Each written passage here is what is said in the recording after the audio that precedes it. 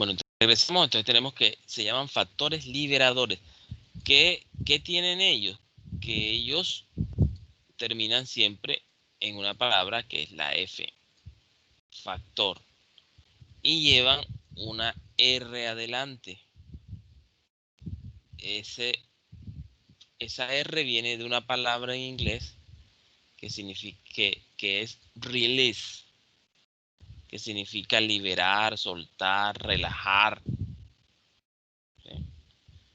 Entonces, por ejemplo, aquí tendríamos, entonces, si le colocamos una T aquí adelante, entonces diríamos TRF, factor liberador de tirotropina.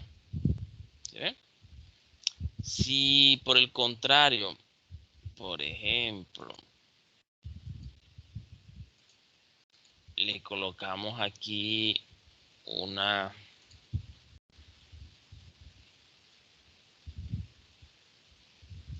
C, entonces ya sería un factor, una C o una A, también a veces en algunos bibliografías lo van a encontrar como con una A, también puede ser, miren, CRF o ARF. Aquí entonces sería factor liberador, release factor, factor liberador, y esta C hace alusión a lo que es corticotropina, ¿sí? Y esa es, o si es con la A, sería adrenocorticotropina, que es una hormona es una hormona glandulotrópica que va a actuar sobre la corteza de la glándula suprarrenal para que libere exactamente los glucocorticoides.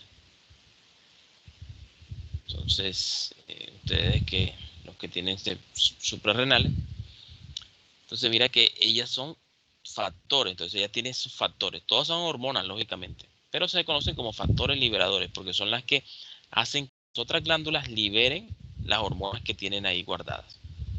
Entonces son factores liberadores, pero también produce otros factores que son los factores inhibitorios. Esos van a ir precedidos de una IF. Recuerden que en inglés, por ejemplo, usted escribe Batman, ¿sí? Por ejemplo, escribimos Batman.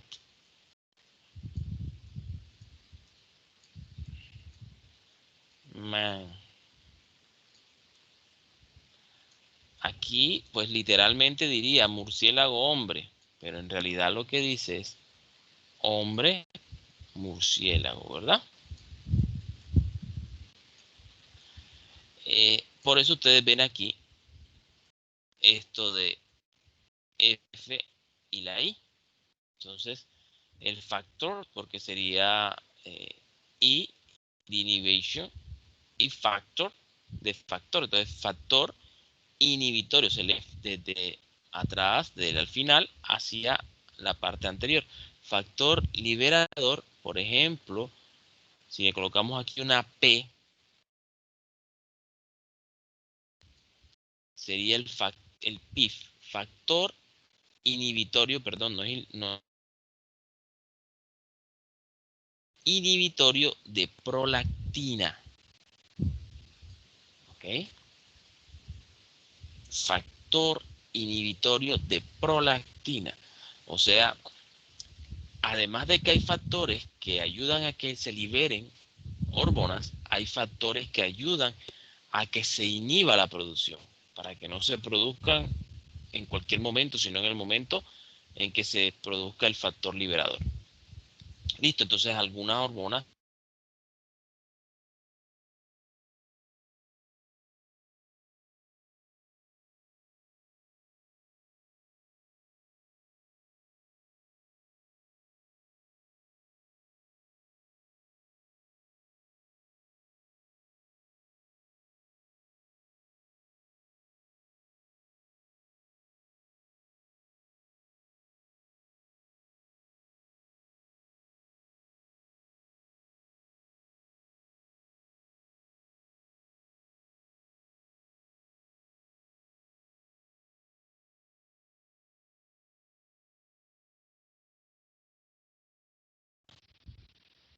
¿sí?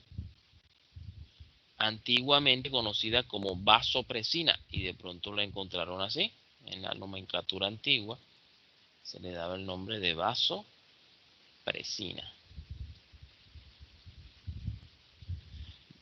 Con este par de hormonas ocurre algo interesante, y es que ellas son producidas en el hipotálamo. Su producción es en el hipotálamo, pero en el hipotálamo no se pueden almacenar porque el hipotálamo es muy pequeño. Entonces, el hipotálamo le pide a su vecino que las almacene. ¿Y saben cuál es su vecino? El que está abajo, debajo de él. ¿Cómo es que se llama? La vecina que está debajo de él.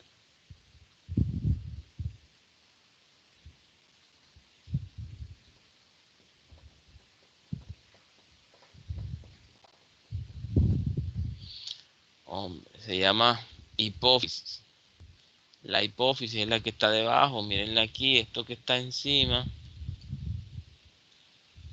Esto que está encima es hipotálamo y esto que está debajo es hipófisis. Este es el eje hipotalámico hipoficiario por el cual se une. ¿Okay? Esta hipófisis está dividida en dos zonas. La hipófisis está dividida en dos zonas. Miren, aquí la estoy dividiendo con esto amarillito. Estoy dividiendo esa hipófisis. Vamos a buscar otro color.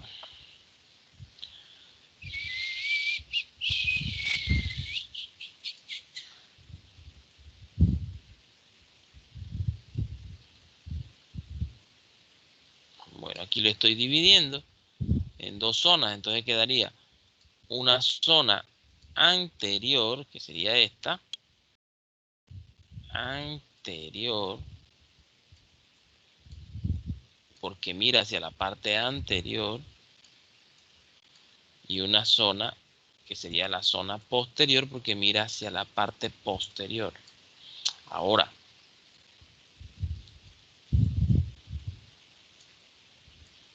esta zona anterior y posterior forman lo que se conocen como los lóbulos.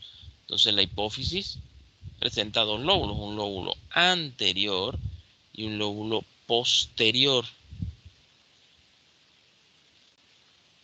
El lóbulo anterior también se denomina adenohipófisis y el lóbulo posterior se denomina neurohipófisis.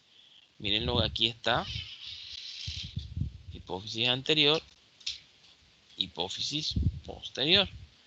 Esta hipófisis posterior también se llama adenohipófisis y la anterior se va a llamar, la anterior se llama adenohipófisis y la posterior se llama neurohipófisis. Ahora, en este lóbulo posterior de la hipófisis es donde se almacena la hormona oxitocina, miren, que es producida en el hipotálamo, se va a almacenar aquí en este lóbulo junto con la hormona antidiurética. Mírenlas aquí, por eso están de este lado, antidiurética y la oxitocina. Ahora, pero ellas son producidas en el hipotálamo. Entonces, si ustedes les preguntan dónde se producen las hormonas antidiuréticas, la oxitocina, se producen en el hipotálamo. Si le preguntan dónde se almacena o quién las libera, entonces allí sí podrían decir la hipófisis posterior o neurohipófisis. Por eso el nombre de neurohipófisis, porque ella está conectada a través de este haz hipotalámico hipoficiario con ese lóbulo. Por eso es que se denomina ese lóbulo posterior, por eso también se denomina neurohipófisis, porque recuerden que el hipotálamo pertenece al sistema nervioso. Ok. Entonces tenemos, miren, hormona antidiurética y la hormona oxitocina. El lóbulo anterior o adenohipófisis, mire cuántas hormonas produce. Produce la prolactina, produce y libera prolactina, las gonadotropinas, que este nombre también ahora miramos, bien ese nombre, que son las que actúan en las gónadas, por eso se llaman gonadotropinas. Y las gónadas son los órganos sexuales internos, o sea, son los testículos y los ovarios. Ellas son la FSH, que es la hormona folículo estimulante, y la LH, que es la hormona luteinizante. Tenemos también la hormona esta, que sería la estimulante del tiroides, que también se conoce como TSH, en la sigla sería TSH. También se conoce como tirotropina, porque recuerden que es una glandulotrópica, una hormona glandulotrópica. Las suprarrenales también tiene una hormona que actúa en las suprarrenales. Esta se denomina adrenocorticotropina, que fue esta con la que pusimos acá el ejemplo, también conocida como corticotropina, y está bien dicho. Y tenemos la hormona de crecimiento. Entonces tenemos 1, 2, 3, 4, 5 y 6 hormonas que se producen y se liberan desde el lóbulo anterior de la hipófisis o adenohipófisis, mientras que en el lóbulo posterior o neurohipófisis solo 1 y 2, ¿verdad? Solo se liberan 2, aun cuando ellas son producidas en el hipotálamo. Todos los factores de liberación y los factores inhibitorios. Profe, disculpen, ¿me puede Todos repetir los, lo que todos dijo los, ahora? todos los factores inhibitorios y los factores liberadores se producen en el hipotálamo. ¿Ok? Neurohipófisis, 2 hormonas. Adenohipófisis, 6 hormonas. ¿Ok? Ahora, pregunta. Viene mi pregunta. Según lo que ustedes hicieron de su mapa conceptual, pregunto lo siguiente. ¿Cuál de estas hormonas que ven acá, todas estas, tanto de la adenohipófisis como de la neurohipófisis, cuál me dicen que son glandulotrópicas? Acuérdense, aquellas que actúan, que son liberadas y actúan sobre otra hormona para que produzcan, sobre otra glándula, perdón, para que produzca otra hormona. ¿Cuál de esas? Vayan diciéndome nombres y yo les digo si sí o si no.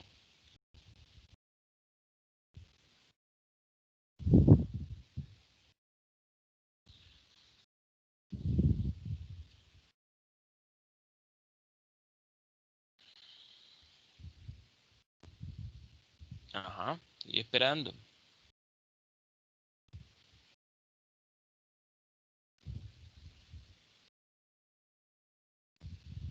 ¿Cuáles son glandulotrópicas?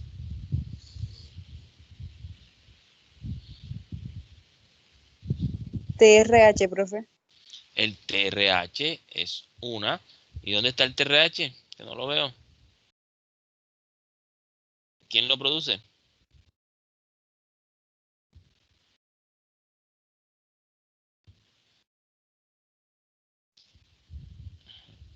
Ese es el problema, vuelvo y te repito, cuando lo buscamos en internet me da la respuesta, pero me da respuestas robóticas. Y yo no estoy preguntando por respuestas robóticas. Te estoy preguntando por la imagen. Internet no está viendo esta imagen. Entonces tú me acabas de contestar algo que es real. Esa es una hormona glandulotrópica.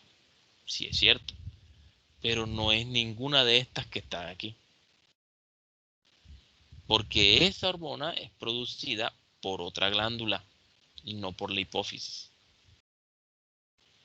¿Qué dijimos de los factores de liberación? Porque ese es un factor TRH o TRF. Recuerda que lleva la R. Release, liberador.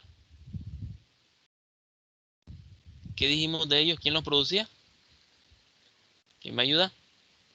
Lo acabamos de ver si lo estamos diciendo ahora. No es el hipotálamo, profe. El hipotálamo. Quiere No decir me que deja que verlo. entonces entonces quiere decir que no pertenece a la hipófisis, ¿verdad? ¿Es cierto lo que ella dice? Sí. Ella actúa desde el hipotálamo que se libera hacia la hipófisis. Pero, no está en esta imagen solo está la hormona de crecimiento, la adrenocorticotropina, la estimulante de tiroides, la gonadotrópica, la prolactina, la oxitocina y la antidiurética. Son las únicas hormonas que están allí y sobre esas es que estamos preguntando. ¿Ok? Entonces, pilas con eso. El internet me da respuestas, vuelvo y les repito, pero respuestas robóticas. Ustedes están tratando de analizar esta imagen, él no ve la imagen que tú sí estás viendo. Bueno, démosle, vamos a ver. ¿Cuál será la hormona? Bueno, entonces, preguntémoslo de otra manera. ¿La hormona de crecimiento es glandulotrópica o es efectora?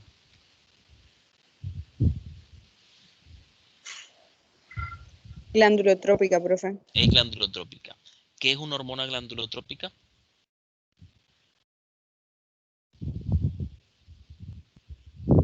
Recuérdeme. Profe, Uh-huh.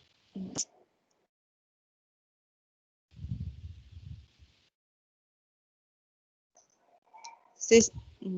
Bueno, profe, es la hormona que actúa sobre otra glándula para que ésta sí pueda generar un efecto. Ok, entonces veamos, repasemos la hormona de crecimiento. La hormona de crecimiento es liberada, después veremos cuál es el estímulo para que se libere.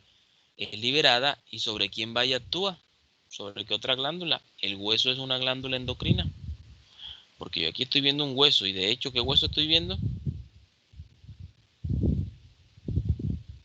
¿Qué hueso es ese? Miren que aquí está, hormona de crecimiento. Aquí. ¿Qué hueso es este? Ese es un fémur. Y pregunto, ¿el hueso fémur es una glándula endocrina?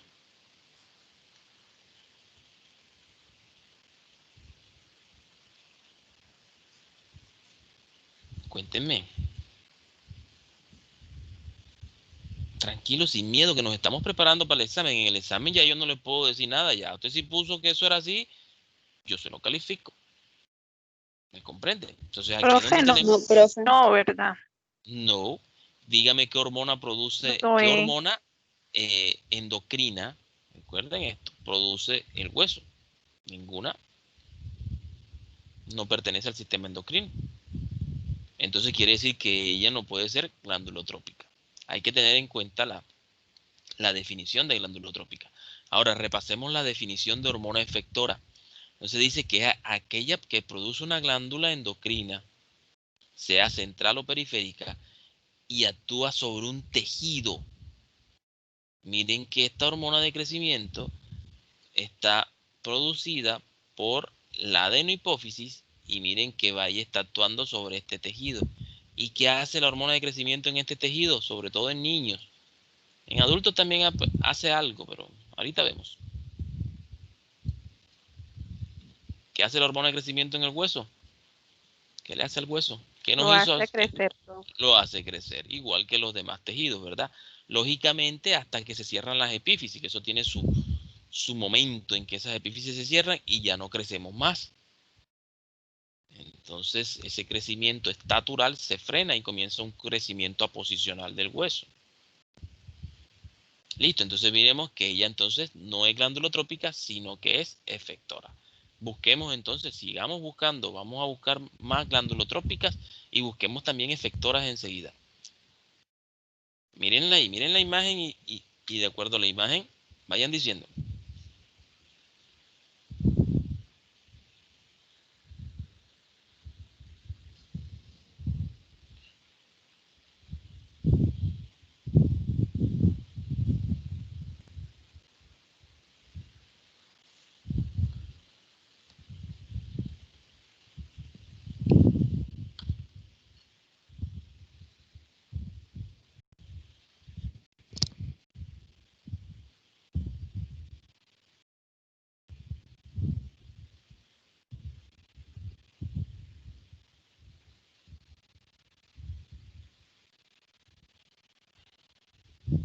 Ajá. ¿quién más? Oye, si ahí están las imágenes, ¿quién más se atreve?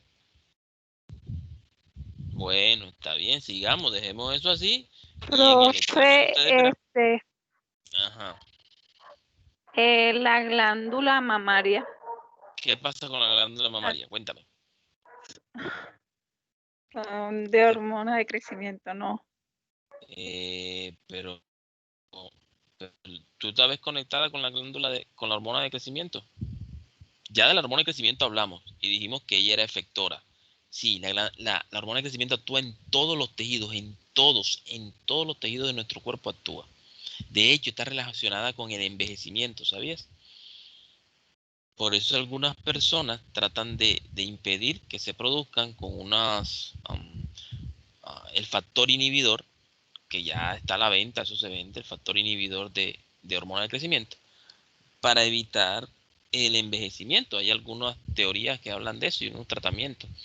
Se utiliza también para evitar el crecimiento de algunos cánceres, porque se dice que como ella actúa sobre todas las células, entonces también actúa sobre las células cancerígenas, haciendo que crezcan mucho más rápido. Entonces, de los tratamientos más prometedores que hay para el tratamiento del cáncer, de los cánceres, está ese, utilizando inhibidores de la hormona de crecimiento. Pero ya hablamos de ella. Ya dijimos que ella era efectora, entonces ya no nos metemos más con ella. Ya nos quedan las otras que están allí, las otras 5.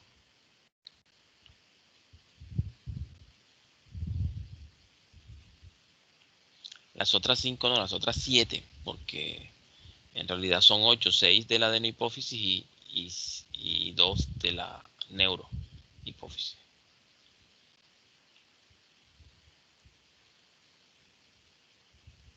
¿Sí? Entonces relacionen, ya esa la pusimos, miren que ahí tiene la flechita y ya dijimos que era efectora, porque va y enseguida actúa realizando su efecto.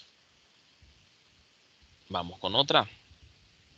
Miren que estamos perdiendo tiempo valioso, apenas estamos comenzando con hipotálamo hipófisis. Falta tiroides, paratiroides, suprarrenales, páncreas. Las hormonas gonadotrópicas, profe. Bueno, ok. Las gonadotrópicas son la FSH y LH. ¿Tú qué dices que son efectoras o glandulotrópicas? ¿Qué te parece que son? Glandulotrópica, profe. ¿Por qué?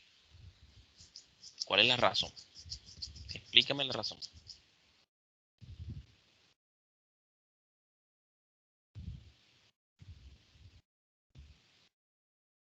¿Por qué tú dices que son glandulotrópicas? Por la estimulación, profe. Pero eso no es la razón. Esa no es la razón. Recuerda que para saber la razón debes tener en cuenta que es una hormona glandulotrópica. Si trabajaste el taller, debes saberlo. Recuerda que en el taller una de las preguntas era esa. En el taller, ¿se acuerdan del taller de endocrinología? De lo que eran las nociones, porque apenas ahí eran las nociones. Bueno, pues vamos adelante. Ya está muy hablado. Entonces ustedes se encargan de investigar, van a investigar cuáles son glandulotrópicas, por qué eso tienen que repasarlo, porque seguramente en el examen le van a salir preguntas de si esta es glandulotrópica, de si esta no lo es, de si esta o de por qué esta sí lo es, por qué esta no lo es. Y les toca contestarlo, tomar la respuesta, ¿ok? Así que pilas con eso. Lo estoy viendo bastante quedado. Les dije que endocrino no era fácil, no lo es. Creo que es de los sistemas más complicados, aún a los médicos. Conozco un montón de médicos. Casi el 90% de los médicos se embolatan con esto. Mis colegas se embolatan con esto. Mira, entonces no es tan sencillo. Entonces nosotros tenemos que tratar de darle un entendimiento, de comprenderlo. Yo no le estoy diciendo que se aprendan todo ese pocotón de cosas, no, que comprendan lo que estamos viendo. Bueno, aquí tenemos, miren, la oxitocina. Hablemos de qué pasa con la oxitocina. Dijimos que todas las hormonas funcionan con estímulo, respuesta. ¿Se acuerdan de eso? Quiere decir que a todo estímulo hay una respuesta. Entonces, la oxitocina, el estímulo para que se libere, miren, es la succión de los pezones. Un estímulo. Y otro estímulo es la irritación, se dice así, irritación de los genitales internos. ¿Ok? Tanto en el varón como en la mujer. ¿Listo? Entonces, por ejemplo, cuando hay succión de pezón, una irritación o un golpe en las mamas también puede hacer que se libere. Cuando hay irritación, por ejemplo, después de un parto, cuando viene el periodo del alumbramiento, uno introduce aquí unas gasas con una pinza de Kocher o una pinza de corazón, utiliza con unas gasas para limpiar los restos que quedaron, los restos placentarios que quedan aquí en las paredes del endometrio. Eso genera una irritación que hace que se envíe un mensaje, mira, a través de una vía sensitiva. ¿Se acuerdan que esto violeta es la vía sensitiva? O la succión del pezón. Entonces eso llega al hipotálamo, esa vía sensitiva y le dice que hubo una irritación de los pezones o que hubo una irritación del útero. Esto también lo hacemos cuando, por ejemplo, en una cesárea, cuando ya se saca el bebé, también los restos de placenta con unas compresas, ahí ustedes le pasan las compresas al cirujano para que él la introduzca en la incisión que hizo sobre el útero, y él introduce esa compresa y con ella le hace como una irritación a las paredes a ese endometrio de ese útero, como si lo estuviera limpiando así con la mano, pero en realidad es con la compresa, lógicamente con su guante, y eso genera una irritación que va hasta el hipotálamo y le dice al hipotálamo que se está produciendo esa irritación. El hipotálamo va a producir, miren, un factor llamado factor liberador, RF, que también puede ser RH, o sea, hormona liberadora. Recuerden que los factores son hormonas. Generalmente en endocrinología se utilizan como la F para comprender que son producidos en el hipotálamo. No porque la F sea de hipotálamo, no, sino porque dijimos que todos los factores liberadores son producidos en el hipotálamo. Pero también podría ser ORH, así como nos dijo ahorita nuestra compañera que nos dijo TRH. ¿Sí? Hormona liberadora de tirotropina. Igual que TRF, factor liberador de tirotropina, es lo mismo. Entonces, listo, ORF o también ORH se produce. Lo produce el hipotálamo, lo libera y él va y actúa sobre la hipófisis, haciendo que la hipófisis libere oxitocina. Ahora, la oxitocina ya va y actúa sobre un tejido, actúa sobre la glándula mamaria. Miren aquí, no sé si logran ver que está saliendo leche materna, haciendo que la mama libere leche materna. ¿Ok? Y la irritación de el útero me generó contracciones, y estas contracciones me van a hacer que el útero vuelva a su estado normal después de un parto. ¿Okay?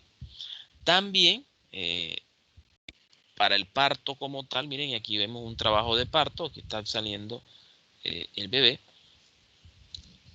Vemos ese trabajo de parto, también la oxitocina está involucrada en esas contracciones que se producen durante el parto, en lo que es el trabajo de parto como tal.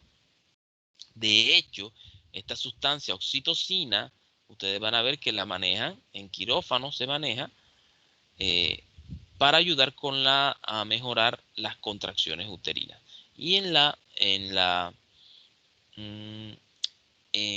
las áreas de maternidad, de lo que es parto como tal, se maneja bastante para la inducción del parto, para la inducción o la conducción de un parto, porque es la misma oxitocina que se produce, pero lógicamente una oxitocina sintética, que tienen las mismas funciones, ayudan a mejorar la contracción del parto. Entonces, si yo quiero mejorar porque las contracciones son muy débiles, coloco oxitocina.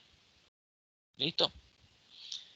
De aquí ustedes, los que tienen hijos, las que tienen hijos de ustedes, recordarán que cuando no sé si su parto fue parto vaginal o fue cesárea, pero si fue parto vaginal, después que el bebé ya salió, te pidieron que te masajearas los pezones de las mamas. Y eso lo que hacía era esa irritación, hacía que se liberara oxitocina y esa oxitocina producía contracción uterina y entonces te ayudó a que se liberara la placenta. Que la placenta aparece después del bebé. Primero sale el bebé y luego el periodo que se conoce como alumbramiento es el periodo en que sale la placenta. Cuando sale el bebé, ese periodo se conoce como parto. ¿Okay? El famoso alumbramiento, que a veces la gente dice, no, que alumbró, es la salida de la placenta. Entonces aquí también se coloca, además de las inyecciones que te ponen, oxitocina, que la colocan en el suero que tenía, mejorar la contracción y el frotarte los pezones para que se libere la oxitocina.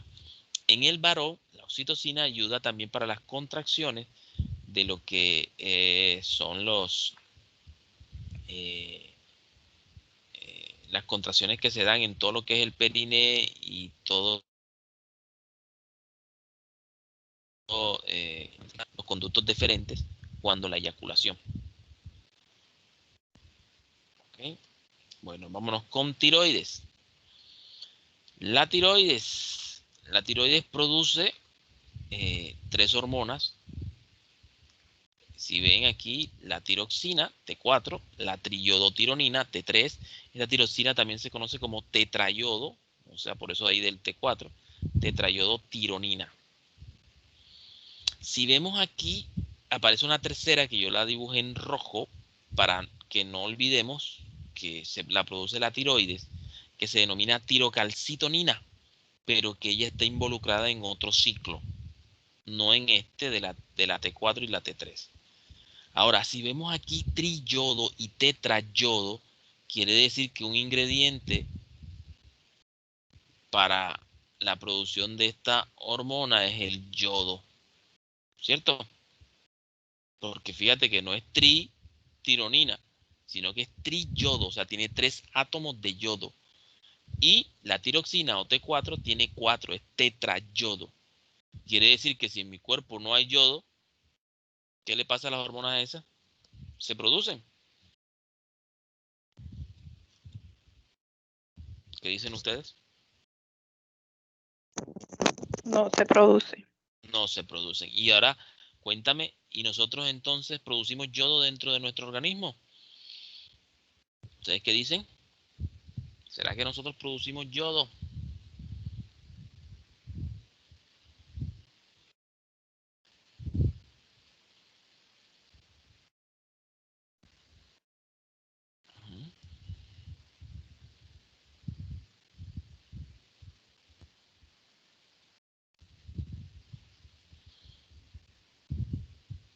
Nosotros no producimos yodo en nuestro organismo.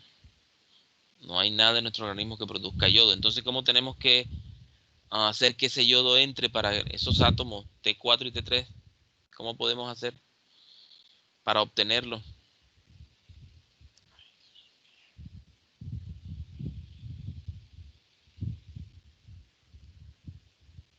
Cuéntenme, ¿cómo podemos hacer para obtenerlo? Consumir alimentos Ricos en que yodo, tengan, eso, ricos en yodo. ¿Y cuál sería un alimento, el principal alimento rico en yodo? la sal. La sal. ¿Cuál sal? Porque existen 2 tipos de sal. Hay una sal calcárea, como en Zipaquirá. Se han visto la catedral de sal que hay en Zipaquirá. Y existe otra sal que se llama sal marina. Ambas son saladas, ambas salan. Pero las 2 no tienen yodo. Hay una sola que tiene yodo. ¿Cuál será?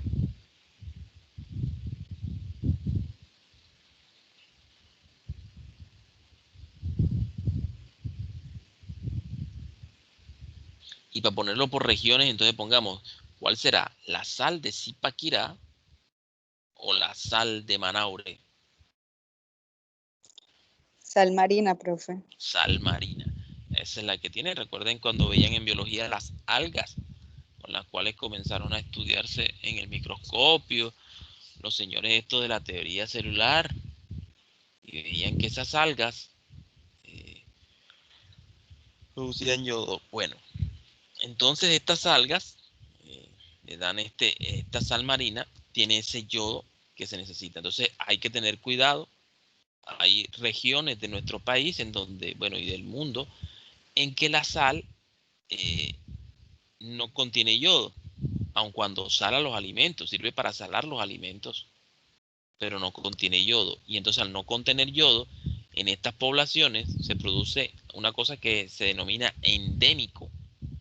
Esa palabra endémico significa que es de esa zona.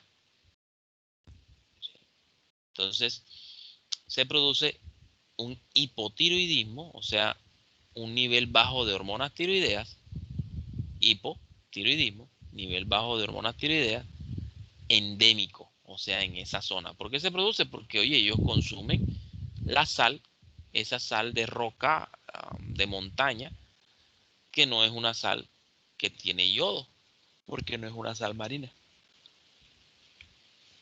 Entonces en ellos se produce un hipotiroidismo. Entonces hay zonas así que se llama hipotiroidismo endémico. Ok. Bueno, otra cosita. Voy a retroceder un momento aquí a oxitocina para preguntarles algo. ¿Ustedes piensan que nosotros, los seres humanos, si no producimos oxitocina, nos morimos? ¿O podemos vivir sin producir oxitocina? Según lo que ya sabemos que ella hace. ¿Ustedes qué dicen?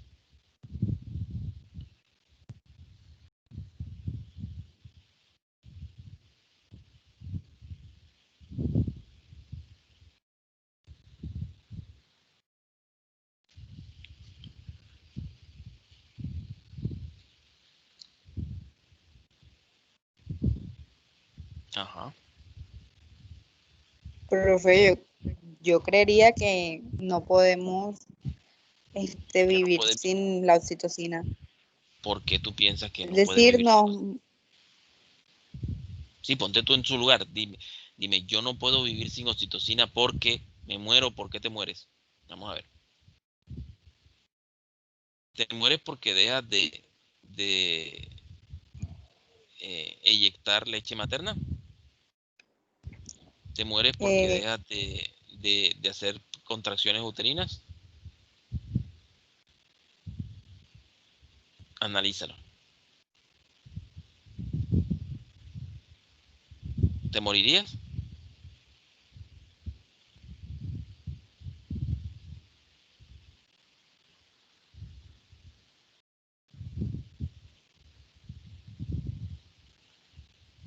Cuéntame. profe, porque este es el que controla y Controla. regula la glándula. Pero ¿y eso Entonces, qué tiene? ¿A cuál glándula está controlando? ¿A cuál glándula? La oxitocina. Mira, la oxitocina actúa sobre la glándula mamaria haciendo que ella expulse leche materna. No ayuda a la producción, solo a que la expulse. ¿Sí? Como por ejemplo, si tú tienes un restaurante, el señor que te hace los domicilios, él no es chef, él lo único que hace es que reparte lo que tú preparas, por ejemplo, suponiendo que o lo que el chef prepara.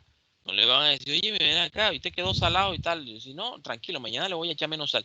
Ven acá, si tú no eres ni chef, tú lo que estás haciendo es repartiéndolos. O sea, tú tienes tu trabajo. Entonces, la oxitocina, fíjate, la oxitocina lo que hace es eso, ayudar a que salga la leche materna. Ella no produce la leche materna la produce otra hormona, por un lado. Ahora, yo pregunto, ¿una mujer, un hombre puede vivir sin expulsar leche materna? ¿Sí o no? ¿O todos Sí necesariamente puede vivir, profe. sí podemos vivir?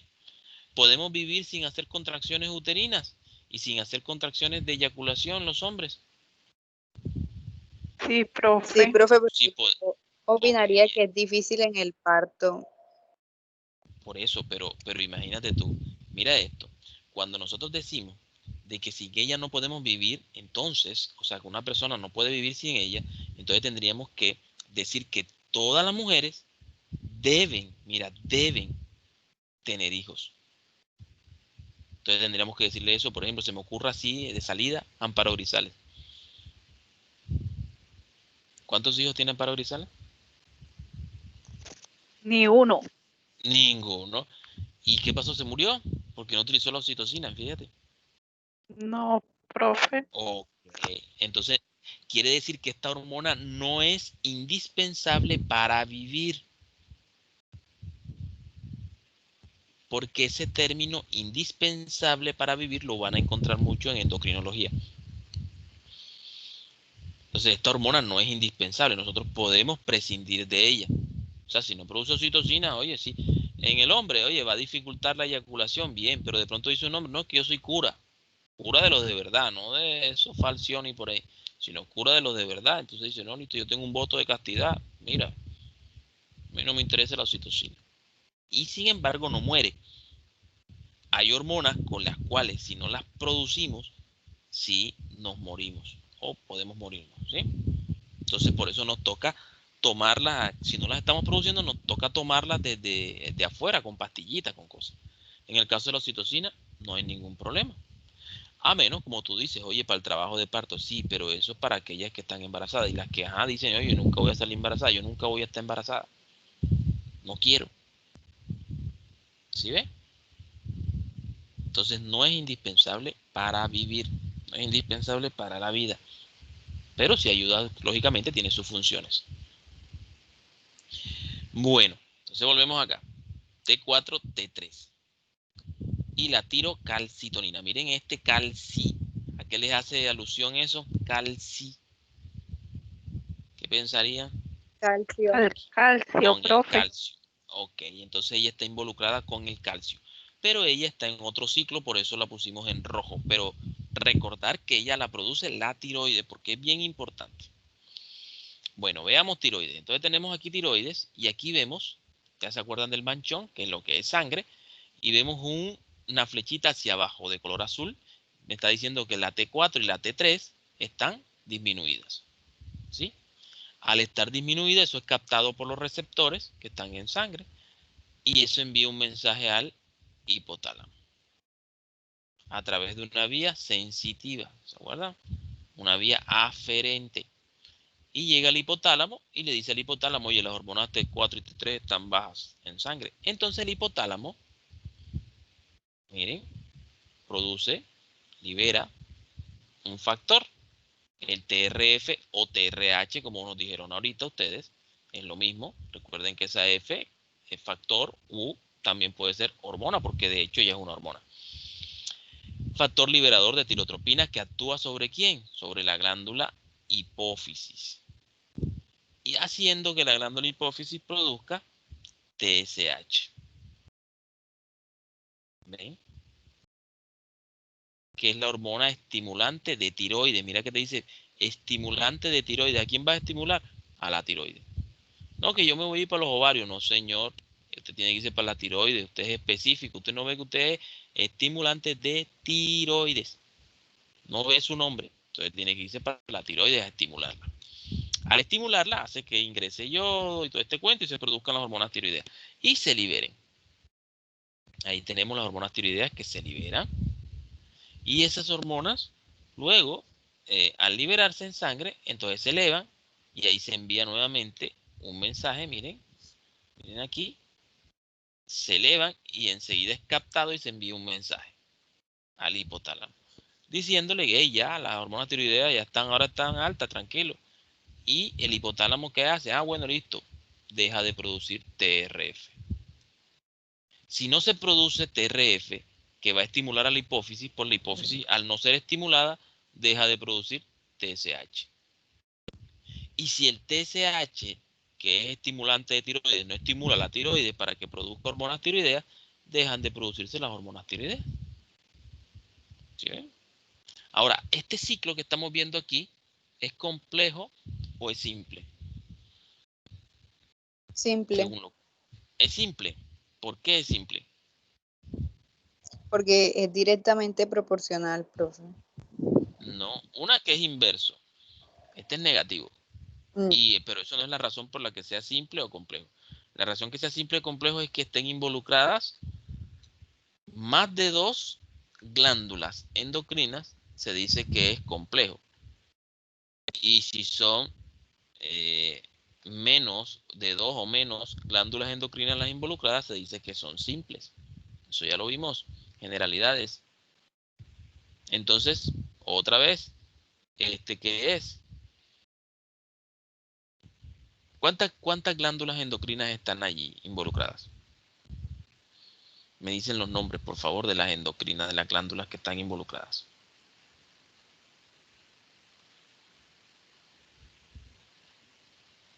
¿Cuántas?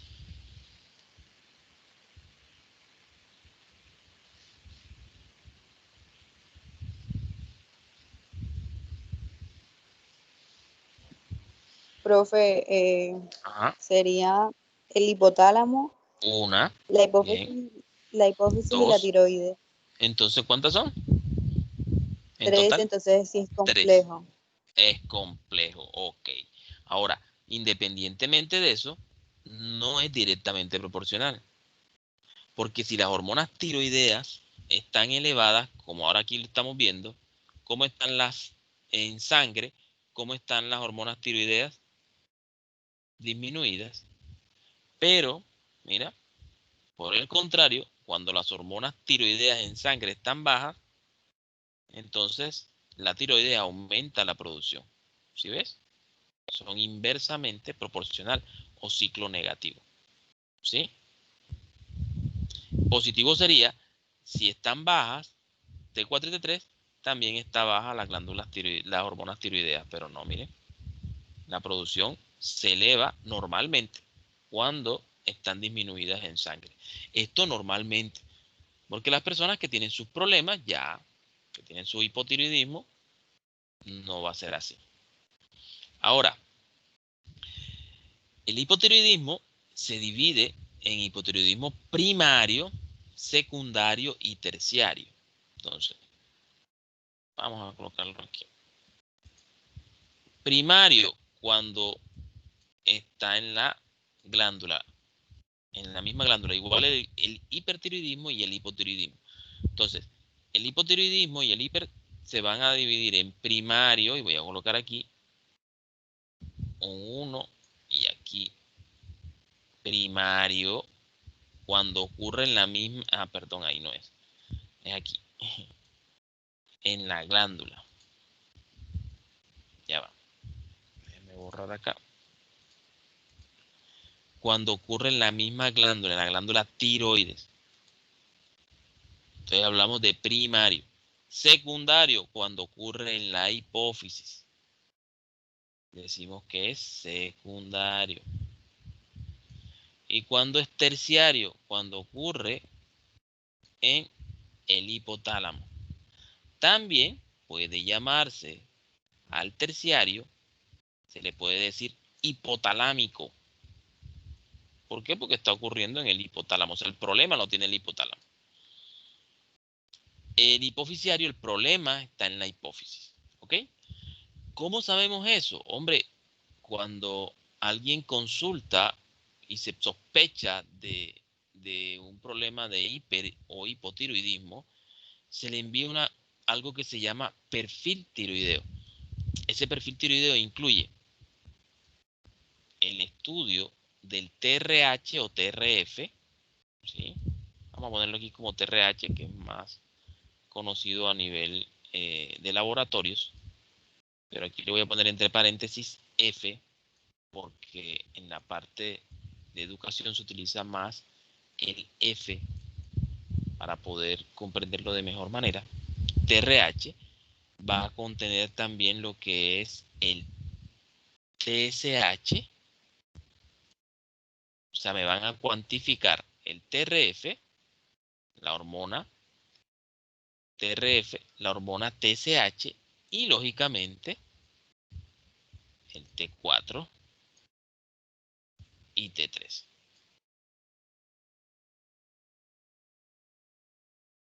Eso me lo van a cuantificar, ¿ok? Eso es lo que denominamos perfil tiroideo. Mira, perfil tiroideo. Por ejemplo, vamos a suponer, si tenemos que el TRF está, vamos a suponer, está disminuido el TRF, está disminuido el TSH y están disminuidas las hormonas tiroideas. Lo primero que miramos siempre son las hormonas. Si las hormonas están disminuidas, ¿cómo se llama eso? Si las hormonas tiroideas están disminuidas, ¿cómo le llamamos? Hipotiroidismo. Hipotiroidismo, ¿verdad? Ya lo que nos toca de luego averiguar es si es primario, secundario o terciario. Entonces decimos, eso es un hipotiroidismo. Ahora, como el problema, ¿dónde está? El problema estaría en la...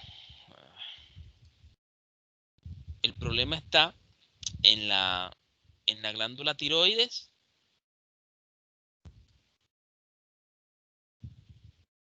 Estaría en la glándula tiroides, estaría en la hipófisis o estaría en el hipotálamo.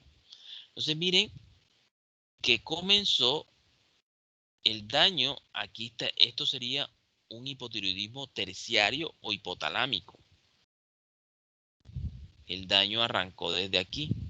Las hormonas tiroideas están bajas, vamos a suponer, hormonas tiroideas bajas, se le manda mensaje al hipotálamo, óyeme, están bajas las hormonas tiroideas, pero el hipotálamo no libera, mire, no liberó el TRH.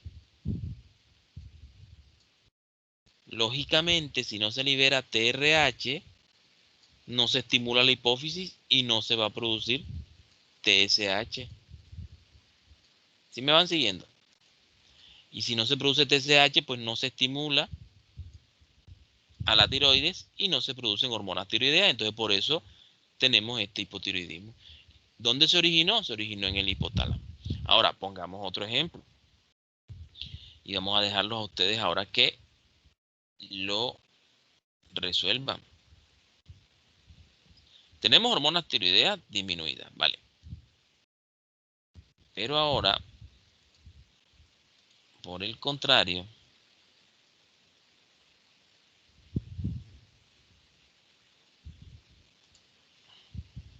tenemos el TRH aumentado y el TSH también aumentado. ¿Dónde está el problema allí? Si hay un Las hipotiroidismo hormonas tiroides. en la glándula, ¿cierto? La glándula es la que no está produciendo, y entonces sería hipotiroidismo ¿qué? Primario.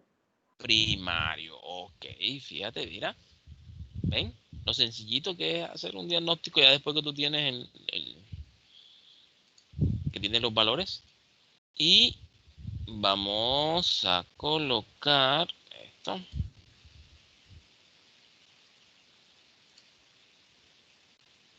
Igual pasaría con el hipertiroidismo, ¿vieron? Lógicamente que allá las T4 y T3 estarían aumentadas. Aquí este tipo, ¿cuál sería?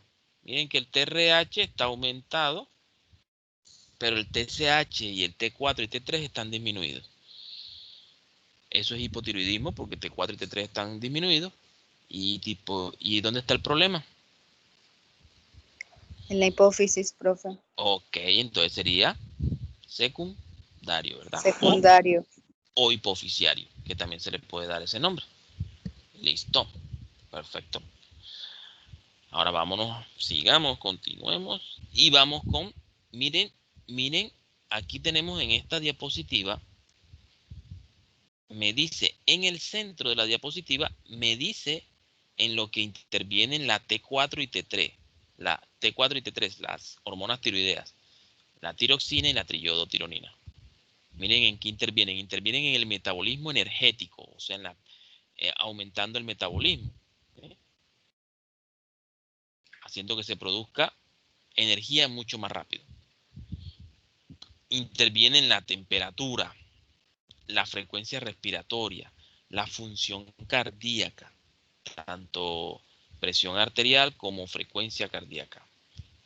En el crecimiento están involucrados junto con la hormona del crecimiento. Función en el sistema reproductor tiene que ver también con la libido. Y en el desarrollo del sistema nervioso, en el infante y en el bebé. ¿Ok? Ahora, esto es lo que normalmente las hormonas tiroideas hacen. Ahora, cuando están muy aumentadas, hipertiroidismo, todas estas funciones se aumentan. Entonces el metabolismo se vuelve más, de mayor manera, se vuelve más rápido. La temperatura se aumenta, la frecuencia respiratoria se aumenta, la función cardíaca, o sea, frecuencia cardíaca y presión arterial se aumenta. El crecimiento también se dispara, la función del sistema reproductor se aumenta la libido y el desarrollo del sistema nervioso en el bebé se produciría mucho más rápido. Por el contrario, en el hipotiroidismo, todas estas funciones entonces se deprimen, el metabolismo se vuelve más lento, la temperatura se baja, ya no es una temperatura elevada, sino una temperatura baja, la frecuencia respiratoria baja, la función cardíaca también baja, habrá bradicardia, habrá hipotensión, el crecimiento también está disminuido, estos pacientes tendrán estaturas más disminuidas, la libido también estaría disminuida y lo que es la reproducción como tal. Entonces, este hipotiroidismo es una de las causas de infertilidad más frecuentes que encontramos. Los óvulos no se generan, no hace que se produzcan óvulos potencialmente fecundables. ¿Sí? ¿Okay? Entonces, fíjate todo lo que ocurre, el hipertiroidismo lo que hace, entonces es que el aumento de esas hormonas aumenta todas estas funciones. Y el hipotiroidismo las disminuye. Y cuando están en valores normales, hacen que todas estas funciones estén normales. ¿Ok? Ahora, yo pregunto, de acuerdo a estas funciones que ustedes ven aquí, ¿ustedes pensarían que estas hormonas T3 y T4 son indispensables para la vida o no? O en otras palabras, que sin ellas podemos vivir. Profe, son indispensables. Para la Pues vida. sí, claro, porque si no tenemos esta hormona, no estaríamos realizando un funcionamiento correcto, ya que no, o sea, la frecuencia respiratoria, o sea, todas estas funciones que tiene, no las estaríamos realizando. Ok, entonces es una hormona indispensable para la vida, cierto es. Por eso las personas con hipotiroidismo, tú las ves que, oye, ¿usted tiene hipotiroidismo? Sí, tal. Ok, ¿toma algo? Claro que sí. Yo tomo levotiroxina, te dice, de tantos microgramos, porque ellos tienen que reponerla. Al igual si tienen hipertiroidismo, también entonces se les aumenta la presión y todo ese cuento. Mira, esto produce en el conejo, por ejemplo, en el conejo, que es uno de los animales que más se les afectan las glándulas tiroides. Tú has visto los conejos con su bocio, con ese como un tumor. No sé si alguien ha tenido conejo de ustedes. ¿Nadie ha tenido conejo? En ellos, debido a la dieta que ellos manejan, se produce bastante problemas de hipotiroidismo por la dieta a base de col.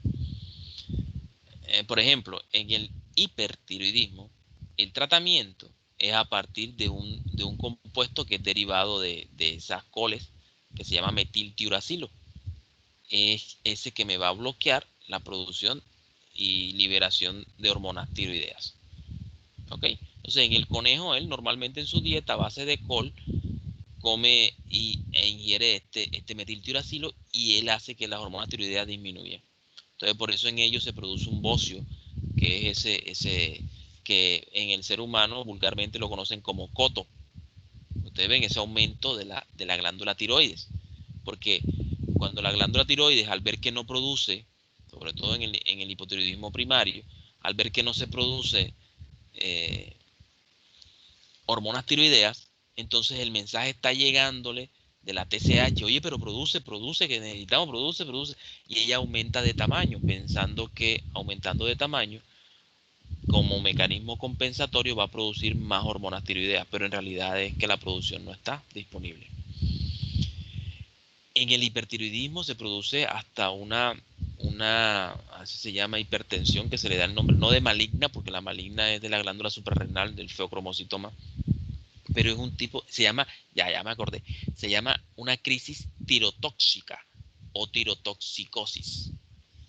Entonces, en estos pacientes con hipertiroidismo, cuando se producen esta hipertirotoxicosis, se producen taquicardias elevadas, hipertensión elevada que no baja con los sartán y nada, hay que meterle otras cositas, hay que meterle nitroprusiato a veces, no, no cede tan fácilmente. ¿Okay? Entonces es bastante, y la temperatura se eleva. Algunos se habla, yo no sé si ustedes han escuchado alguna vez que lo consideran un mito urbano, lo que se conoce se llama ahí, conflagración espontánea, ¿sí? Son una persona que espontáneamente se prende, se enciende, como fuego, así, y se enciende y se quema. Hay películas que muestran, hablan de esto. En los conejos, que sí se ha como probado esto, se le colocan hormonas tiroideas y el conejo muere, hace una hipertermia, se llama hipertermia maligna. Y entonces la temperatura sube tanto, se eleva tanto, que daña las neuronas y comienza a hacer convulsiones y termina. Pero nunca ha habido la famosa combustión espontánea. Nunca se ha generado en un conejo. Pero en el ser humano también se produce esta hipertermia. Las personas con hipertiroidismo son más delgadas porque el metabolismo energético está aumentado. Entonces todo lo que comen rápidamente lo convierten en energía. La temperatura siempre está elevada, siempre están calientes, su piel está seca, uno la toca y miércoles están calientes, la piel seca. Ese es propio del hipertiroidismo.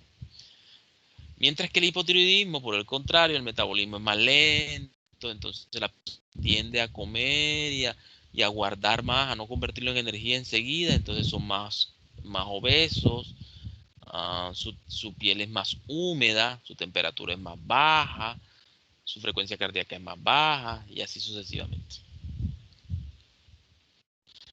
Bueno, y para terminar el día de hoy, continuamos la próxima semana, pero ya la gargantita ya no me da. Pero quiero terminar aquí con paratiroides porque ella tiene que ver con el metabolismo del calcio. Y entonces, como ahora mismo está fresquito, que la tirocalcitonina que se produce en la tiroides que ya vimos, se involucra en el calcio. Miren aquí, que ya la vimos. La tirocalcitonina.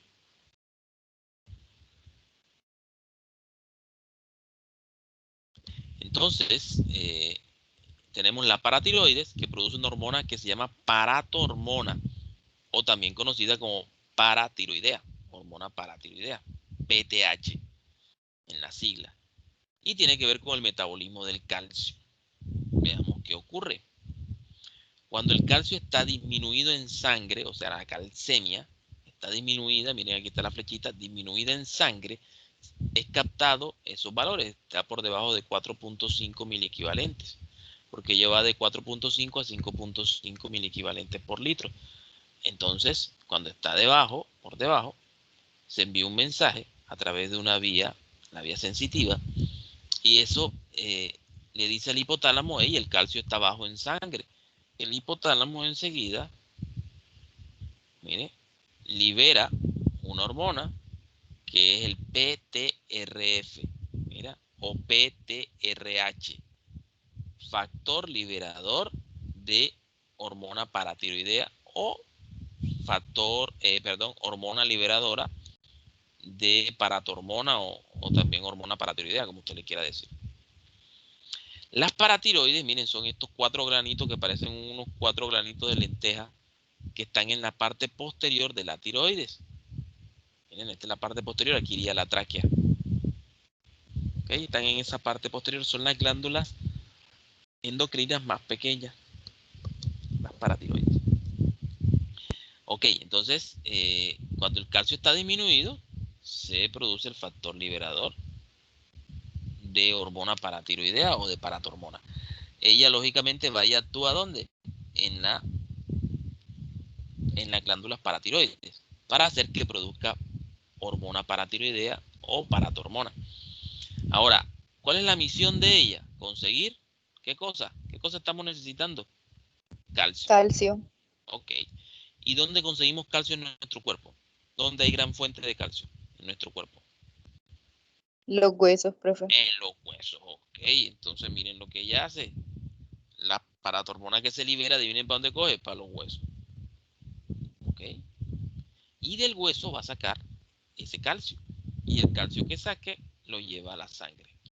Ahora, pero en ese hueso la sal es el fosfato de calcio y el carbonato de calcio. Entonces, saca tanto fósforo como calcio y lo lleva a la sangre. Al llevarlo, entonces el calcio en sangre se va a normalizar y entonces se envía un mensaje nuevamente de que ya el calcio está normalizado y el hipotálamo deja de producir el factor liberador de paratormona. Y si no se produce factor liberador de paratormona, pues no se produce tampoco la paratormona como tal. Y si no se produce la paratormona, pues no hay quien vaya al hueso a buscar calcio. ¿Ok? Entonces fíjate que mis huesos, ¿qué le pasó a nuestros huesos? Nuestros huesos entonces quedaron con menos calcio, ¿vale? Y se dan cuenta, porque si me sacaron calcio del hueso, quiere decir que quedó con menos calcio, ¿verdad? Luego entonces yo tengo que reponer ese calcio a través de la dieta. Por eso es importante el consumo de calcio. Ahora, listo. Ahora miren lo que ocurre. El calcio, por el contrario, se aumentó el calcio. Estamos ingiriendo demasiado calcio. Entonces, se envía el mensaje nuevamente al hipotálamo. Miércoles, hipotálamo, imagínate que ahora el calcio no está bajo, sino que está alto.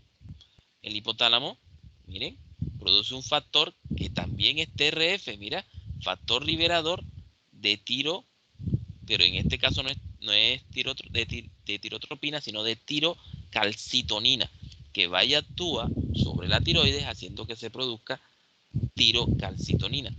¿Y la tirocalcitonina qué hace? Ella toma el calcio, mira, se va a tomar el calcio, tirocalcitonina, coge el calcio de la sangre y lo devuelve ¿para dónde? Al hueso. Y crea nuevamente esa sal de fosfato de calcio que tienen nuestros huesos. Por eso entonces se dice que los huesos que tenemos esta semana no son los mismos huesos que teníamos la semana pasada. No sé si de pronto han escuchado eso. Y eso es una verdad, porque nuestros huesos están en constante remodelación. Siempre les sacan calcio, vuelven y meten calcio. Sacan calcio, meten calcio. Cuando dejamos de utilizar los huesos, también se activa la paratiroide, ¿oyeron? Cuando dejamos de correr, de caminar, nos quedamos sentados, eso activa y se comienza a salir el calcio del hueso. ¿Ok? Bueno.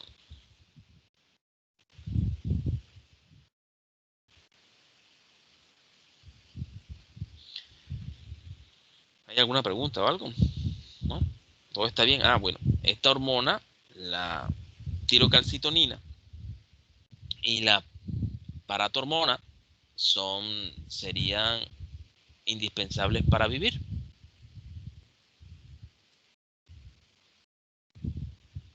¿Qué dicen? Sí, profe. ¿Son indispensables para la vida? No, no lo son.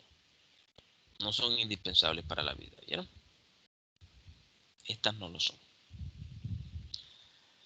Nosotros podemos vivir sin ellas porque el calcio lo podemos obtener de la dieta. ¿Oyeron? Fíjense que hay algunas cositas, por ejemplo, esto del ejercicio, el ponerse de pie. Por eso los ancianos hay que ponerlos de pie, tratar de que ellos se pongan de pie para que no pierdan este calcio. En los astronautas que están en cero gravedad, allá flotando en el espacio, en ellos se activan las paratormonas y la paratormona saca ese hueso del hueso, saca el calcio y hace que los huesos se pongan débiles en los astronautas. ¿Alguien iba a decir algo? Profe, yo creo que ya respondió mi pregunta. Era, ¿qué pasa si una persona ya en estado adulto, ya mayor, tiene un hipotirocalcitonina? O O sea, sea, tiene, sería, bueno, entonces en este se denomina, mira, aquí como el que tiene el principal metabolismo es la paratormona, se llama hiper o hipoparatiroidismo, para, ok, bueno, porque es de la hormona, es de la glándula paratiroide. ¿Sí? Fíjate que el otro bueno, era hipo o hipertiroidismo, este es hipo o hiperparatiroidismo. Listo. Ajá, cuéntame, ¿qué me ibas a decir? era eso que sucedía, pero yo creo que... Ah, ok, listo. Bueno, y nos vamos para la última hormona del día de hoy, la hormona del crecimiento, conocida como Growth Hormone. De ahí que sus siglas son GH. Entonces ustedes ven, oye, la GH, Growth Hormone, hormona del crecimiento. Ella ayuda al crecimiento de los órganos y todos los tejidos. Recuerden que los tejidos están formados, los órganos por tejidos, unión de tejidos, y los tejidos por unión de células. O sea, actúa en todos los órganos y tejidos. Ayuda al metabolismo, ¿sí? Aporta adecuado de aminoácidos a los tejidos. Recuerden que de estos aminoácidos son precursores de lo que son las proteínas. Y favorece la gluconeogénesis, ¿okay? O sea, la nueva formación de glucosa. Gluconeogénesis, formación de glucosa a partir de otras alternativas. Tiene que ver con el crecimiento longitudinal o estatural, la estatura. Miren aquí algo, aquí tenemos las epífisis de los huesos. Miren, estas están abiertas, estas no están abiertas, esta está cerrada, aquí está esto malo. Esta epífisis la ven cerrada, ven la diferencia. Miren, una epífisis abierta, una epífisis cerrada. Esta radiografía de carpo se conoce con el nombre de carpograma. ¿Y a quiénes se le hacen? A aquellos chicos que su estatura como que está así como miércoles más pequeño que el resto. Entonces se le hace un carpograma, o en aquellos que se sospecha que de repente podrían quedarse de pequeña estatura. ¿Cuándo se cierran estas epífisis? Esto es bien importante, ellas se van a cerrar, por eso ya nosotros los adultos ya no crecemos más. Pero ¿cuándo se cierran? Se dice que de 1 a 2 años después de que ocurre, por ejemplo, en la mujer la primera menstruación, ¿sí? Y alguien dice, eso se conoce como menarquia, esa primera menstruación, que es cuando decimos que ya una niña se convierte en mujer, porque ya es capaz de, ya a partir de ahí podría, no debería, sino podría, y en el mejor de los casos no debería, eh, eh, quedar embarazada, traer un nuevo ser al mundo. En el varón se dice que de 1 a 2 años después de la primera eyaculación, o sea, cuando ocurren esas poluciones nocturnas, ¿sí? Que le ocurren al varón. Entonces, de 1 a 2 años después, eso sería entonces, coincide con lo que se conoce como pubertad. Entonces, de 1 a 2 años después de la pubertad, se cierran las epífisis. Porque el hueso crece exactamente longitudinalmente, o sea, estatural, crece aquí en esta zona, en las epífisis de esos huesos largos. ¿Ok? Entonces aquí se estudia el carpograma en los niños, porque en ellos debe estar abierto. Entonces las últimas cosas que se cierran son estos. Entonces, si nosotros vemos que se están cerrando, tenemos que ponernos pilas y frenar esa posible pubertad precoz, porque si no va a quedar con una estatura bastante reducida. ¿Ok? Alguien preguntará, bueno, y los varones son, generalmente los varones son más altos que las mujeres, generalmente, no siempre, pero generalmente. Eso también tiene que ver con la genética, lógicamente. Porque la pubertad en el varón eh, se da más tardía. ¿Cómo así? Usted lo ve en películas, lo ve en todos lados, que la niña entra en pubertad primero que el niño. ¿Sí? Usted ha visto las películas esas bueno, de la época de nosotros, que la Laguna Azul, el regreso de la Laguna Azul, no sé qué. Ahí les muestra cómo, si usted la analiza, ella tiene esos patrones en donde la niña entra primero en pubertad, hace su menarquia, ya pasa a ser mujer y ya no quiere jugar como que con el otro, con el niño. El niño, por el contrario, aunque tengan la misma edad, el niño sigue jugando, él está jugando, el varón, pero ya unos años después, entonces él ya empieza con la pubertad y entonces ya empieza a mirar a la niña diferente. En las mujeres es más temprana. Ahora, esto hace que entonces la mujer de pronto comience a crecer y comiencen a crecer en las mamas y todo lo demás que les crece, y la estatura también. Entonces la niña se ve como más grande que el niño y el niño parece que se fuera a quedar. Pero 1 o 2 años después que ella ya se le cierra las epífisis y el niño apenas comienza a entrar en pubertad, entonces su crecimiento apenas comienza a llegar a su fin. Entonces por eso él tiene más tiempo para que seguir creciendo que la mujer. Esto generalmente, no siempre, porque hay pubertades precoces y hay otro tipo de anomalías. Bueno, hablemos de la hormona growth, o también conocida como hormona del crecimiento. Se conoce también como somatotropina. ¿Sí? Antiguamente se le daba este nombre, somatotropina. Miren, soma cuerpo, tropina, que actúa sobre el cuerpo. Resulta que la hormona de crecimiento tiene un factor inhibidor que se llama somatostatina. Y si se acuerdan, este es producido en el sistema digestivo. Creo que ustedes mismos también lo dijeron. No sé si este grupo hablaron de eso, creo que sí.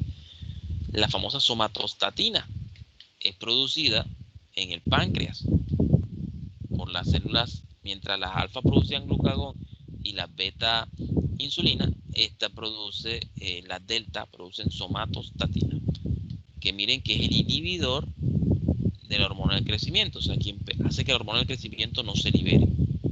Está siempre, miren, aquí se está liberando, está diciendo la hipófisis, no vayas a producir hormona del crecimiento, no produzca hormona del crecimiento, no, ¿sí? Así le está diciendo todo el tiempo. Cuando la hormona del crecimiento disminuye en sangre, como lo vemos acá, entonces se envía un mensaje. Ahora, bueno, ¿cuáles son los estímulos? El estímulo para que se libere la hormona de crecimiento, uno de los estímulos, miren, el hambre. Miren ahí esa modelo, la supermodelo. El hambre. Ese es uno de los estímulos para que se libere hormona de crecimiento. Quiere decir que, mira, el hambre me ayuda así, porque dijimos que ella aportaba nuevos aminoácidos. Entonces, por eso usted ve que a veces las personas, como desnutridas, alcanzan cierta estatura mayor, ¿sí? El deporte, cualquier tipo de deporte hace que se libere somatotropina, cualquier tipo de deporte. Y el otro estímulo es el sueño. Miren ahí donde están esos chiquilines durmiendo. Se quedó borrachito durmiendo. Ese sueño, los primeros 20 minutos de sueño, se libera en gran manera hormona de crecimiento. ¿Okay? Por eso las abuelas decían, y tenían razón, vaya, duerma para que crezca. Ahora que nos decían así, a pesar de que no estudiaron fisiología, nos decían eso y tienen razón. Los primeros 20 minutos hace que se produzca, se libera hormona de crecimiento. ¿Okay? Entonces estos estímulos que vemos aquí, el deporte, cualquier deporte, no necesariamente tiene que ser basquetbol como nos metieron en la cabeza, no. Cualquier deporte que produzca estrés físico estimula la producción de hormona del crecimiento, el hambre y el sueño, los 20 minutos de sueño. Ahora no es que va a andar durmiendo todo el día, porque tampoco es bueno, los 20 minutos. Y ese estímulo va a través de una vía aferente o vía sensitiva al hipotálamo y le dice al hipotálamo, mira estos estímulos, tata, y entonces el hipotálamo dice, ah, bueno, listo, entonces dejemos de producir somatostatina y quita la somatostatina, que es el inhibidor, ¿verdad? Y al dejar de inhibirla, entonces produce este factor, que es el factor liberador de hormona de crecimiento, que actúa sobre la hipófisis, haciendo que se libere la hormona del crecimiento, la GH. Esta GH, miren, actúa sobre todos los tejidos, miren, sobre el sistema muscular, y miren cómo lo ha hecho que crezca el sistema muscular. Esto, cuando está aumentada en los jóvenes, aumentada, se produce esto, el gigantismo, miren. Mientras que si está disminuida en jóvenes, se va a producir el enanismo. Miren, este es el hombre más alto del mundo y este es el más pequeñito. Pero en los adultos, como ya se cerraron las epífisis, si sigue produciéndose mucha hormona de crecimiento, no se produce gigantismo porque ya llegaste a tu estatura. Pero se produce, miren, un crecimiento de las partes terminales de nuestro cuerpo, de las puntas, que se conoce con el nombre de acromegalia. Megalia es aumento, aumentado, órgano aumentado, y acro, punta. Entonces, miren, se crece la mandíbula, la nariz, las orejas, las manos. Miren los rasgos, esto es acromegalia. Y aquí tenemos enanismo. El enanismo tiene dos características. Existen dos tipos de enanismo. Estos son la tribu de los pigmeos. Y este es un enanismo que es proporcionado. Si ustedes ven, la cabeza, el cuerpo, los brazos y las piernas son proporcionados. Parecen unos muñequitos proporcionados. Pero miren acá. Este, por el contrario, tienen un cuerpo normal y una cabeza normal. Y las extremidades son las que son pequeñas. Que son el enanismo que más conocemos, que se conoce como enanismo acondroplásico. El enanito de circo que tiene las extremidades más cortas, tanto superiores como inferiores, mientras que su cuerpo y su cabeza son normales. Esto se llama acondroplasia, enanismo acondroplásico. Pero este se llama enanismo proporcionado, porque la proporción sí tienen baja estatura, pero son proporcionadas a sus partes. Bueno, yo creo que dejamos hasta aquí, ya me cansé ahora sí. Entonces la próxima semana seguimos con la glándula suprarrenal, la que es la médula, adrenalina y noradrenalina. Listo.